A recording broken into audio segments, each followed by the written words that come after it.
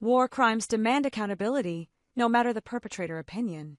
The bodies of Shiri, Ariel, and Kfir Bibas, an Israeli mother and her 2 young sons abducted on October 7th, are to be buried in a private funeral ceremony on Wednesday. Their return has rightly sparked an outpouring of international grief and outrage, with public landmarks in Israel lit in their memory and international tributes, including 2 days of mourning in Argentina. The circumstances of their deaths remain contested. Israel claims Hamas brutally murdered them in captivity, while Hamas asserts they were killed in an Israeli airstrike. The conflicting narratives surrounding their fate reinforce the urgent need for an independent investigation to uncover the truth.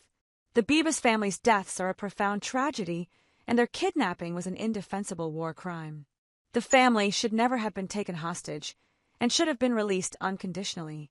But their suffering, and that of hundreds of other Israelis, does not justify the mass killing of thousands of other children, elderly, women, and men in Gaza.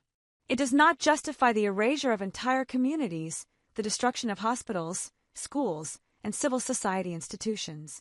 For decades, the Israeli government has maintained a policy of withholding the bodies of Palestinians killed in conflict, using them as bargaining chips.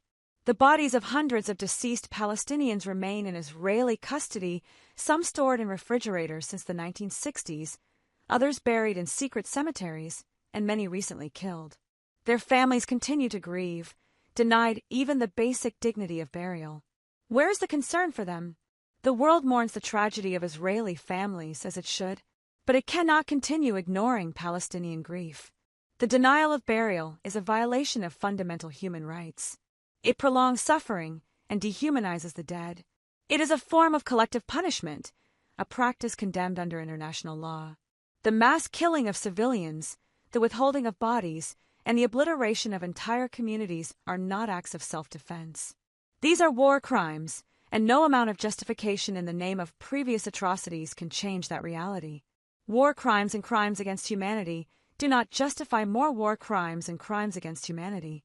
Many international organizations have warned that the forced displacement and mass killing of civilians the world has witnessed since October 7, 2023, amount to genocide. While Israel has accused Hamas of killing the Bibas family, Hamas claims they were killed by Israeli airstrikes. The conflict between these narratives reinforces the urgent need for an independent investigation.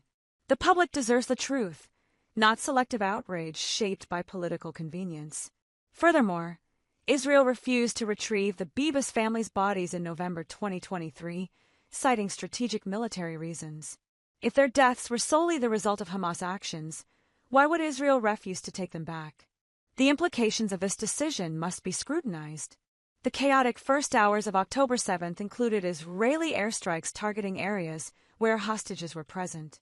Reports indicate that the Israel Defense Force implemented the Hannibal Directive, a controversial Israeli military policy designed to prevent the capture of Israeli soldiers, even at the cost of their lives. Could this policy have played a role in the deaths of the Bibas family? Only an independent investigation can determine the truth. Without a full, independent inquiry, the selective framing of these deaths risks being weaponized to justify further escalation with catastrophic consequences. Israeli leaders and much of the Western media have rightly highlighted the tragic deaths of Israeli children like Kfir and Ariel Bibas. But what about Palestinian children? Where is the outrage for them?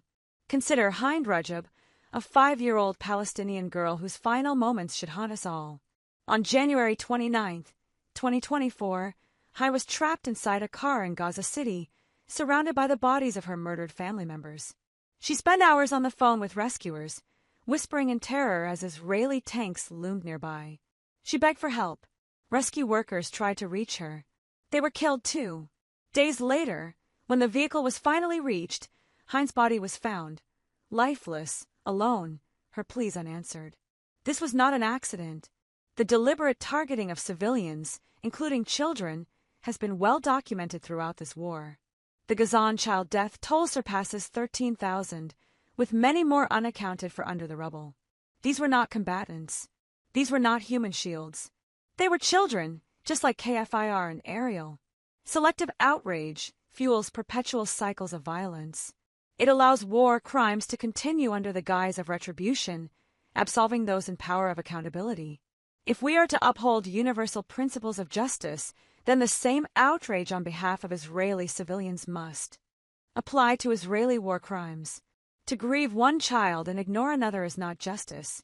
To deny freedom for one people while usurping territory for another is not justice. To weaponize tragedy to justify further atrocities is not justice. Leveraging the dead to score propaganda victories or perpetuate conflict is reprehensible. Human dignity is not conditional. Selective condemnation of war crimes allows atrocities to flourish. Justice cannot be demanded for some victims, but excused for others.